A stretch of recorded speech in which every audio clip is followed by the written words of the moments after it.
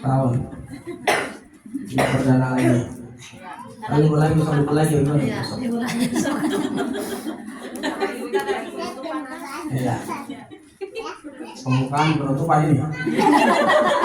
Jangan Pak Ustadz. Apa? Karena dalam agama itu la ikraha fiddin, nggak ada paksaan dalam agama, nggak ada. Yang ada agama itu dari hati nurani. Jadi nggak bisa dipaksa agama. La ikraha fiddin. Qad tabayyana rusydu minal ghayy. Nggak ada tuh dipaksa itu agama, nggak ada. Kalau nggak mau ngaji nggak apa. Mau ngaji alhamdulillah. Karena ada paksaan. Cuma jangan salah. Semuanya itu ada pertanggungjawaban di hadapan Allah Subhanahu wa taala. Gitu lah. Kalau udah pada sanggup, pada kuat bertanggung jawab sih enggak masalah. Karena hidup kita bukan hanya di alam dunia aja. Di alam akhirat. Untung ustadznya ada. Modal. Alhamdulillah. Alhamdulillah. Barakallah. Seganti kitabnya, enggak kita fikih lagi. Asar itu kalau misalnya dari kitab fikih itu mengurangi akal, kecerdasan hilang itu, mengurangi kecerdasan. Kalau dia fikih itu gitu kalau asar, mau seganti ya udah. Ini kali salah materi. Salah materi, salah guru apa salah murid ya sih nggak ngerti. Salah semua dong Pak Ustadz. Iya. Saya yang salah. Orang libur cuma Saya yang salah. Ramadan sama Syawal doang. Yuk, udah jelas. Kan haram begitu. Biasa kan dari Ramadan. Ada mau nikah enggak? Tidak mau. Project. Ya kan, sahabat Ramadan. Malu Pak Ustadz sibuk. Iya sibuk udah. Masih bilang nggak dipaksa nggak dong. Jangan. Padat berayap. Jadwal padat ada 10. Padahal kita bilang ya Allah deketan ya. Masih nggak tahu apa. Usah jauh kali. Bohongin. Kita usah dekat. Gak apa-apa lah. Sok sibuk. Gak apa-apa. Ini ngaji lagi ya ngaji. Ntar kalau misalkan lagi surut lagi ngaji lagi. Keimanan manusia mah tadi kadang pasang surut, kalau lagi surut ya surut, kalau lagi meningkat ya meningkat, lagi bagus. Itu iman seorang. Maka kalau ngaji mah jangan terlalu ini, Yang kelamaan. jangan kelamaan. Ya bener. Ya kalau bosan. Keenakan jadi apa? Ramanya jangan lama-lama. Kalau saya nonton situasi, dulu bergerak udah udahan saya mah. Daripada saya dengerin, baik. Daripada pahaman, baik ibu-ibu, bapak, daripada wah, bergerak udahan saya. Udahan lah. Soalnya yang ini ngaji lagi gitu. Kan kalau orang saluran, kalau berarti kan malu. Udah amplopin, bentar kan malu kan semua. Saya juga sama kalau dulu sih malu. Padahal mah yang lain, jangan juga pengennya mah buru-buru. Nggak lama-lama yang sih aja nanti udah. Dengan jalan. Kalau terang, kalau saluran, ya mungkin lah. Bentar, baru 10 menit udah nggak mau. Malu itu. Karena sih kalau di luar kalau cuma 10 menit doang, ya malu sama. Gua sampein. Saya ganti tapi udah. Tapi surah Yasin enak ya enak udah kita tafsir aja tafsir Quran. Tapi surah Yasin biar pada semangat baca Yasin. Iya. Dan surah apa tuh bacanya? Yasin. Iya Yasin. Biar pada semangat baca Yasin. Tadi kalau belajar nahu, belajar fikih, mau sampai cerdasan ya kalau asal. Karena asal itu pikirannya bu jangan yang puyeng-puyeng lah asal nggak boleh. Asal ini nggak boleh tidur. Ya. Kalau ibu tiap hari asal tidur, gila kan ibu? Ini benar. Biasa nih ibu maju tidur asal untuk tidur. Linglung ya Mas. Bah gila, ntar jam 10 sampai jam berapa udah ketemu orang. Lain cerita gitu tuh. Kata kayak gitu. Jangan sering tidur asar nanti gila. Nggak percaya ya. Nggak percaya? Dicobain Idul Adha selama 41 hari.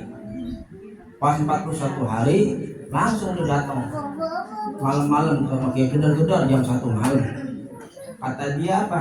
Mana Pak katanya? Kalau habis Idul Adha gila. Saya nggak gila. Katanya, lu udah gila jam 1 ngapain di rumah gua ya? Mau masalah apa kan? Jelas itu. Jadi asar itu ya, mantu tahan asar. Kita mau tidur bisa begitu. Nah ngaji fikih juga sama tuh asar begitu bu. Ngaji fikih itu, gitu nggak boleh. Asar itu otaknya itu bu, yang enteng-enteng. Utang singkirin dulu asar mah. Kita kalau dulu utang bisa dong. Yuk, kami jangan mikir asar, jangan puyeng asar, jangan nyantai aja udah nih. Yang dilek di otak asar. Jangan yang puyeng asar. Belajaran ini jangan puyeng. Gitu. Makanya jarang sebenarnya asar itu jarang. Belajar itu asar biasanya paling kayak apa? Belajar enteng-enteng. Asar. Masih mahal biasanya kalau pikir. Iya. Maghrib, isya, atau subuh. Iya, atau pagi. Asar itu belajarnya jangan yang puyeng. Udah kita puyeng itu dari pagi sampai siang belajar puyeng. Lalu umat gila. Pagi kita udah sibuk pagi, masak ya kan, anterin bocah, jemput apa, nyuci apa, beres-beres. Asar, harus itu istirahat, udah dipuyengin lagi boleh. Ya kan, kacau. Bismillahirrahmanirrahim. Ini sampai jam berapa nih? Awalan nih. Dan lama-lama ntar besok bubar lagi. Iya. 5/4 dah. Hah? 5/20. Hah? 5/4 tambah 5/20. 5 berapa? 15 apa 20? 15 20. 15 deh ya. Iya. Ntar besok baru kalau mau setengah 6. Permulaan ini. Iya, permulaan. Dia malah lihat permulaan menurut tumpungan. Tumpungnya udah habis Agustusan. Agustusan. Permulaan nyantai-nyantai, permulaan nyantai. Namanya pemanasan. Kita main badminton aja kan saya lihat teman pun pemanasannya. Langsung main. Iya. Apa sih gak ada status? Saya kan ngikutin statusnya itu yang main. Siapa tahu? Pemanasan dulu nggak langsung main. Ya kan? Kayak lama. Wajib aja pemanasan dulu biar aja. Bilangnya kita. Langsung aja ngomong baru awal. Tadi gimana?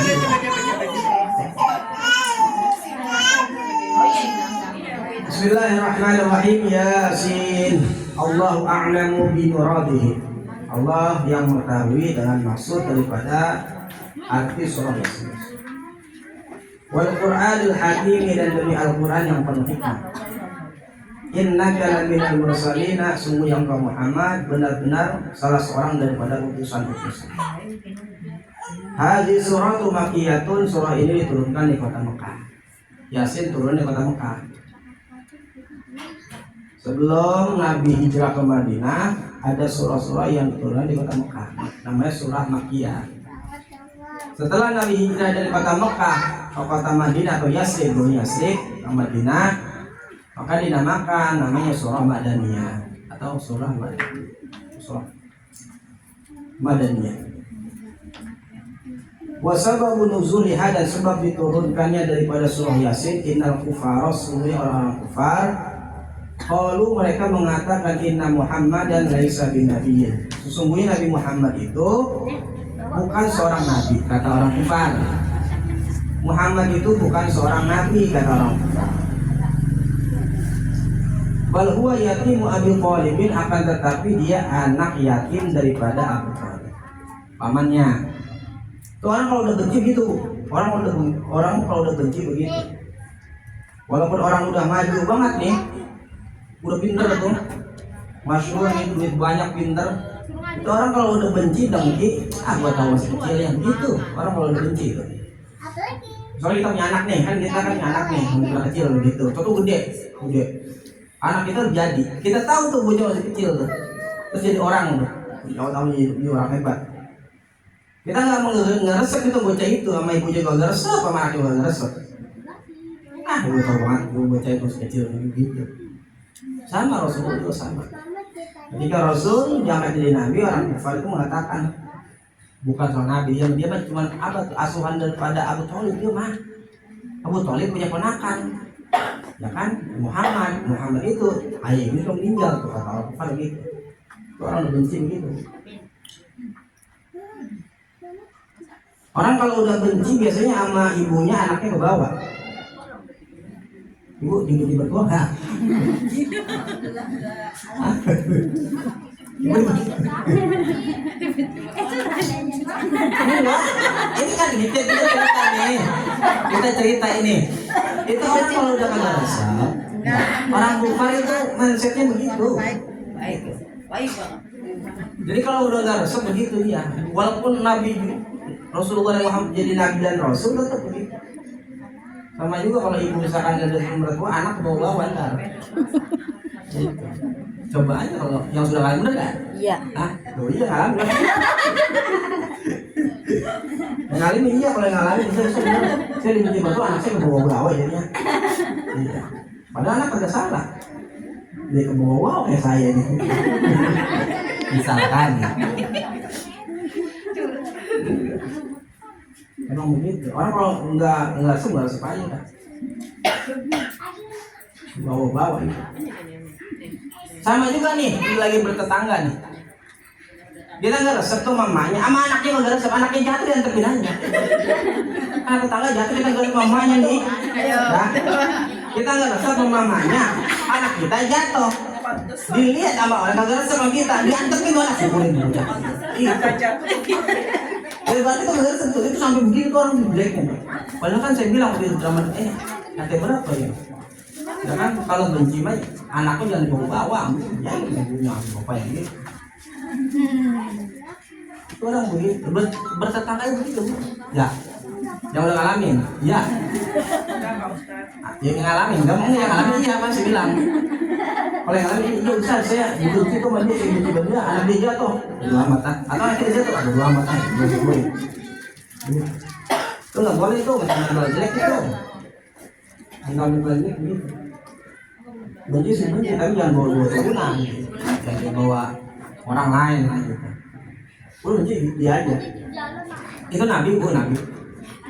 Iya. Nabi. Iya. Itu tuh Wahsy. Siapa Wahsy? Seorang budak yang membunuh paman Nabi, Sayyidah Hamzah. Wahsy itu kan membunuh Hamzah dengan tombak. Ya. Terus ketika bertemu dengan Nabi, kata Nabi, Wahsy, singkirkan mukamu, singkirkan. Apakah aku tidak dimaafkan ya Rasulullah? Aku maafin, cuman ngeliat muka lu empat gitu. Iya, saya maafin, cuman jangan ngeliat muka lu empat banget gitu. Masih gitu Wahsy. Salabah tuh. Jadi ada orang begitu, saya nggak benci sama dia, saya maafin, tapi jangan lihat mukanya, jangan ditatapin ke muka saya empat banget.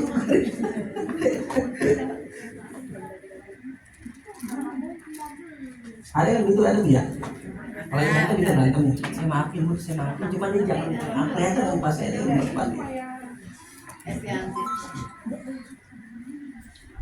Ini memang kenyataan sehari-hari kan, emang seperti itu.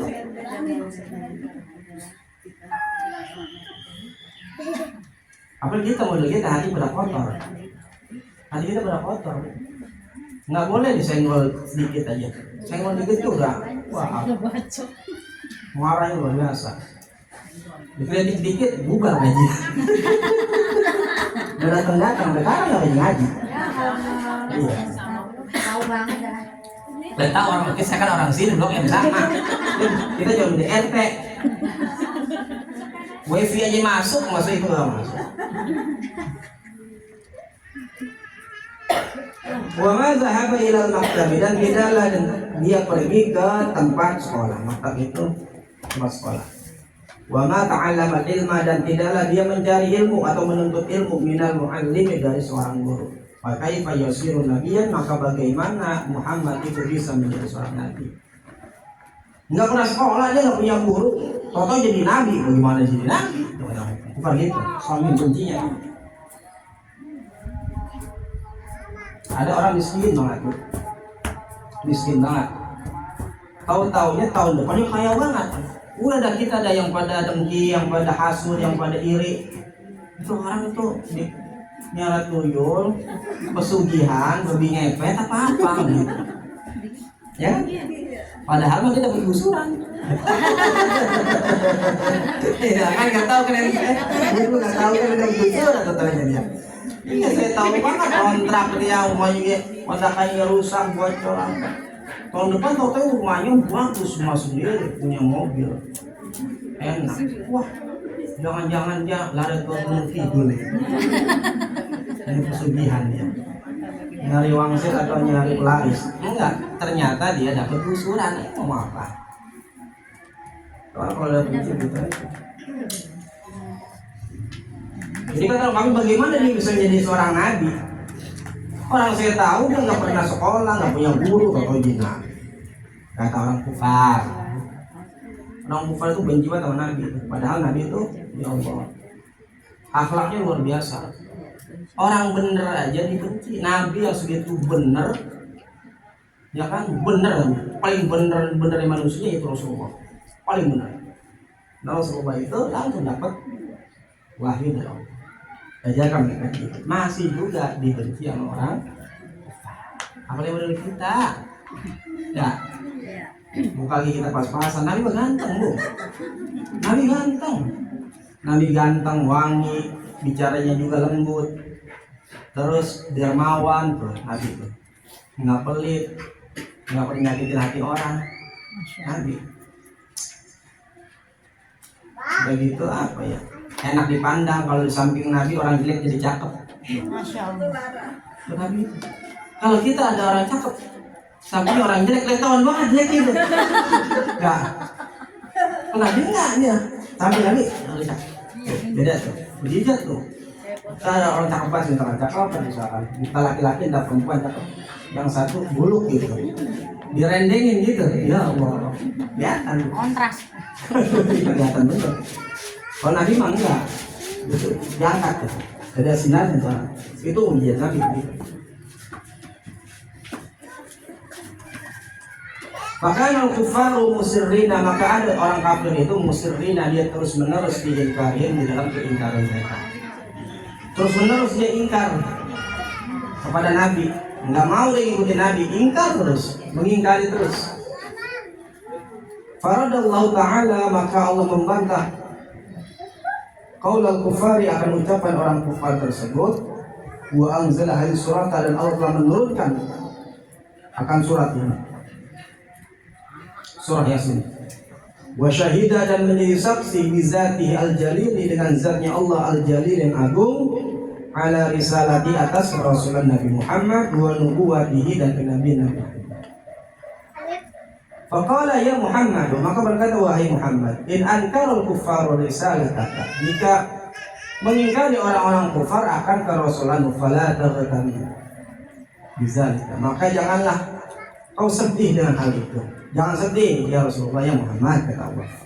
Ana asyhadu innaka laminal mursalin, aku bersaksi sesungguhnya engkau wahai Muhammad benar-benar salah seorang daripada rasul-rasul. Falamma kanat hadhihi surata, suratu dalatan, maka ketika ada surah ini menjadi dalatan wa syahidatan, menjadi saksi ala risalah di atas Rasulullah Muhammad, fala jarama anna sarat al-Qur'an, maka pastilah sesungguhnya surah Yasin itu menjadi hatinya Al-Qur'an. Jadi qalbul Qur'an ya surah Yasin, kan gitu. Al-Qur'an itu punya hati, mana hatinya Al-Qur'an? Ya surah Yasin. Hati.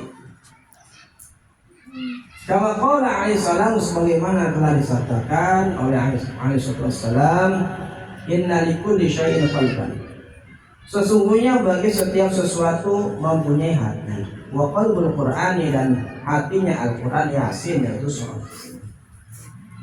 Semua itu mempunyai hati. Kita punya hati ini, kita semua. Kita itu punya hati. Hatinya Al-Qur'an adalah di surah Yasin. Maka orang tua kita dulu itu setiap melakukan kegiatan-kegiatan yang baik-baik nggak lupa tuh membaca surah Yasin tuh. Kalau kita dulu mau nyunatin Yasin, mau hajatan Yasin, mau naik pangkat Yasin. Salah nggak? Nggak salah, benar. Ustaz saya emang nggak mau Yasin surah yang lain, apa salah? Enggak, betul juga, betul. Tapi kebiasaan orang-orang sholihin, orang yang baik itu ketika melakukan sesuatu dia membaca surah Yasin karena dia tahu bahwa Yasin itu termasuk hatinya.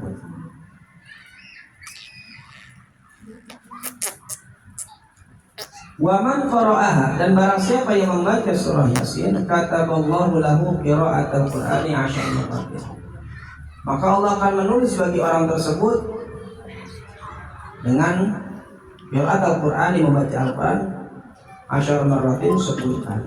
Orang yang membaca surah Yasin Allah tulis baginya seperti dia membaca Al-Qur'an 10 kali. Kalau Al-Ikhlas berapa kali itu khatam Quran? 3. Hah? Berapa kali? 3 kali. Iya.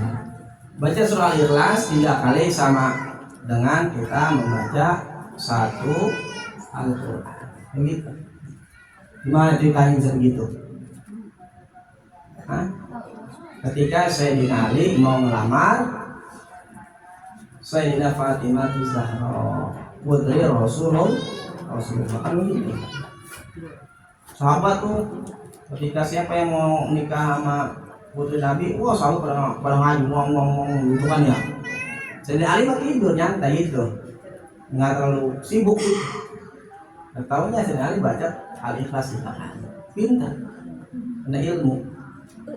Orang berilmu itu kerjaan sedikit, pahala banyak. Orang berilmu tuh. Makanya di alam dunia anak kita nih ajarin. Nah, kalau bisa kerja sedikit duit banyak. Ya, lah Anda apa yang dulu ketemu, kalau ketemu kamu enggak, ya. Makanya berilmu. Nah, gitu. Kalau dia sedikit duit banyak. Orang berilmu itu sama. Kalau dia sedikit pahalanya banyak. Coba nih ibu nih di masjid, coba lihat di masjid ada yang sholat nih, orang-orang biasa jauh biasa ustaz kiai mau besar-besar yang ahli agama, yang ahli masalah agama, dia sholat 2 rakaat, gerakan sama, bacaan sama, tetapi pahala berbeda, waktunya sama, bahkan kecepatan orang yang alim kadang gitu sholatnya, sholat sunnah 2 rakaat. Kalau yang nggak alim, orang abid agak lama dikit, tapi pahalanya besaran yang alim. Kenapa? Apa yang membedakannya? Keilmuannya. Orang alim gitu, ibadahnya sedikit tapi pahalanya banyak. Ini saya yang ceramah dikit doang, ibu dengerin, pahala sih banyak tuh. Ya. Dikit padahal saya ngomongnya, banyak pahalanya. Kalau hitung-hitung pahala, tapi kalau hitung-hitung pahala mulu kita jadi Bang Madi lama-lama. Iya, hitung pahala. Di alam dunia juga sama. Doain tuh anak kita, ya Allah, mudahkan anak-anak saya dalam usaha. Gitu. Jadikan anak-anak saya itu ketika dia usahanya sedikit, ya Allah, tapi duitnya banyak. Itu. Iyalah. Itu dunia tuh. Kalau akhirat tadi tuh, ulama tuh ibadahnya sedikit, tapi paling banyak. Nggak sama itu masih orang masih sholat akhirat nih. Variasi kan, kalau Jumat banyak tuh. Kalau sunnah tuh, itu nggak semuanya sama. Ada yang diberikan keistimewaan. Karena kenapa? Bedanya? Ya karena ilmu tadi. Mana dalilnya? Yarfa'illahu alladzina amanu minkum walladzina utul ilma darajat. Tuh. Allah akan mengangkat orang-orang beriman di antara kamu sekalian dan orang-orang yang mempunyai ilmu dengan beberapa derajat. Maka orang-orang yang berilmu mah diberikan keistimewaan oleh Allah. Kalau kita mau bahagia, kan dalam hadis man arada dunya fa'alaihi bil ilmi wa man arada al-akhirah fa'alaihi bil ilmi wa man aradahuma fa'alaihi bil. Barang siapa yang menginginkan kehidupan senang di alam dunia, maka kuasailah ilmu. Apa ilmu dunia? Zaman sekarang dunia itu internet ya. Sekarang ya. Orang kalau pintar internet, Bu, ya kan dengan orang yang biasa-biasanya itu lebih banyak kan. Orang yang menguasai daripada ilmu teknologi ya. Kalau sekarang nih, ya kan. Kalau kita ngerti, kalau nggak ngerti mau nggak kita paling ngerti itu. Duitnya banyak. Di YouTube aja kan konten sampai puluhan juta kalau kontennya laku, ya kan? Padahal cuma konten dong. Coba kalau kita nguluk sambel, ya dapat duit mah, tapi nggak sebesar orang yang berilmu. Kali kita tuh cari ilmu dunia biar balance sama akhirat. Kan Rabbana atina fid dunya hasanah wa fil akhirati hasanah wa qina azab. Balance, dunia kita dapat, akhirat kita ada. Jangan sampai jomplang hidup mah, dunia kita banyak, akhirat jomplang, salah. Atau akhirat banyak banget, dunia jomplang, puyeng. Ustaz pinter ngaji, kalau duitnya nggak ada puyeng.